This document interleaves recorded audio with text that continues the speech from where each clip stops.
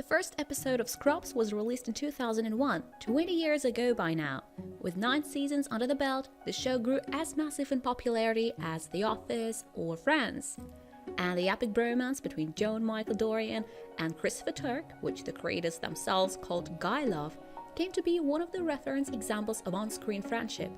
What's more, the actors Zach Braff and Donald Faison became best friends in real life.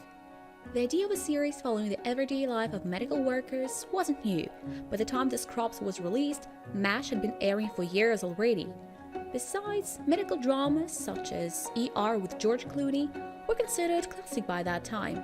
Why then it's Scrubs that we remember the most and still sing along to its main theme? Let's see what makes this series stand out among all the others. The secret to success lies in the fresh approach to the medical theme. Bill Lawrence, the creator of the project, made a series that complies with the genre cliches and adds new and revolutionary ideas at the same time. Bill Lawrence began his career in television as a screenwriter of several episodes of Friends, but it was Scrubs that brought him fame. The inspiration to make a series about a life of a hospital came to him from his college friend, who later became the technical consultant to the show. As for the lead characters, at first we meet them as inexperienced doctors who sometimes feel more fear than their patients.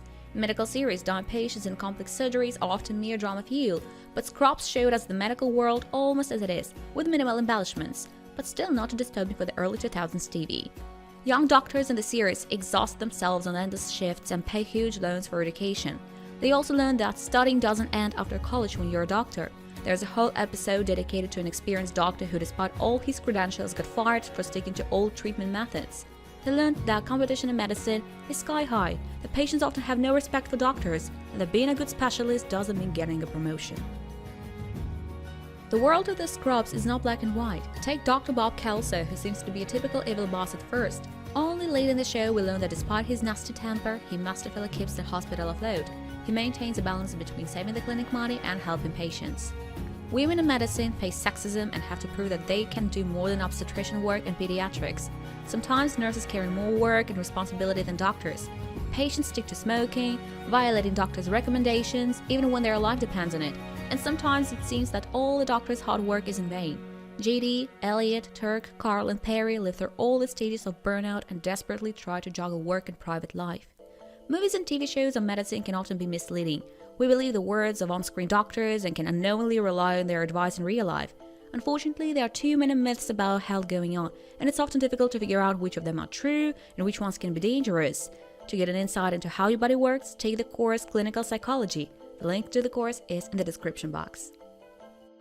Why then do we laugh when watching Scrubs? The thing is, it presents even the most complex and serious topics wrapped in JD's eccentric humor and daydreaming.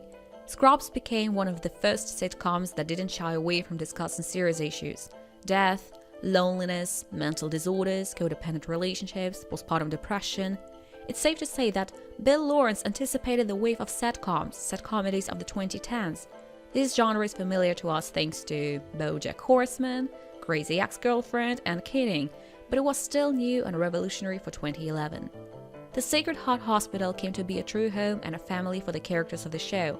And that's not surprising. They spent the greatest part of their lives at work, and they lived through the darkest times together. It might be the denial of the loss of a close one, as an Emmy-nominated episode might screw up, which made so many viewers around the world fight tears. It might also be the acceptance that doctors are not omnipotent, as in the episode My Old Lady, when 3 critical patients die when statistics say it's usually 1 out of 3. It's then the realization that doctors are people too, and can get sick just like their patients, both physically and mentally, like in the episode My Catalyst, and your inability to help your loved ones. The characters learn to cope with difficulties, all while keeping their vulnerability and ability to laugh, when crying their hearts out is the only thing they want, and not to close themselves off from loved ones.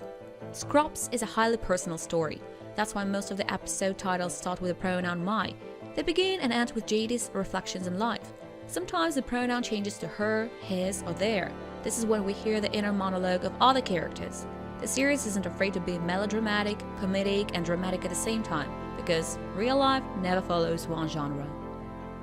The fact that we believe in the characters' sincerity and sympathize with them so easily is due not only to the writers and directors, but to the freedom that Bill Lawrence gave the actors on the set. Improvisation was always welcomed, and Zach Braff even directed some episodes himself. Neil Flynn initially auditioned for the role of Dr. Cox, but was offered the role of janitor. In the first season, he only communicated with JD. The writers wanted to position him as a figment of JD's imagination, while the audience loved the character so much the janitor stayed.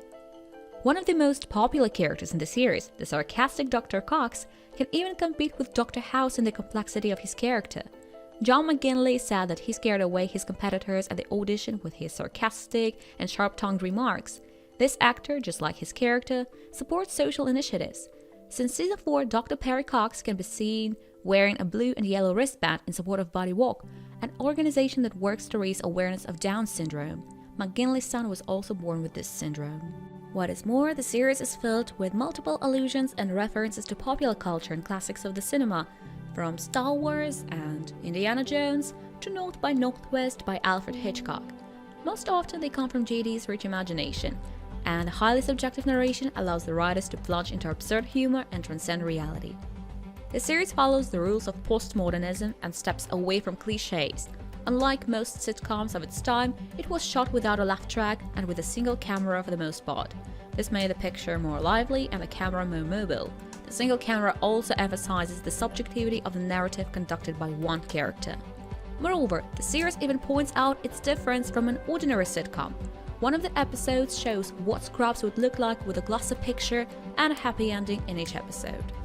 Scrubs changed the world of sitcoms forever. The doctors of the Sacred Heart Hospital have proved that comedy characters can raise awareness of serious issues, that jokes can and should be absurd, and the boundaries of the genre are only determined by the imagination of the showrunners. We wouldn't ever see Community, It's Always Sunny in Philadelphia, Parks and Recreation, and the Marvel's Mrs. Maisel if it hadn't been for John Dorian and Christopher Turk, who became residents at Sacred Hearts once. With these characters, we learned to overcome our fears, grew up, and built careers, and JD's observations sometimes made us look at our lives differently. This made the series universal. What do you like about Scrubs? Do you have a favorite character?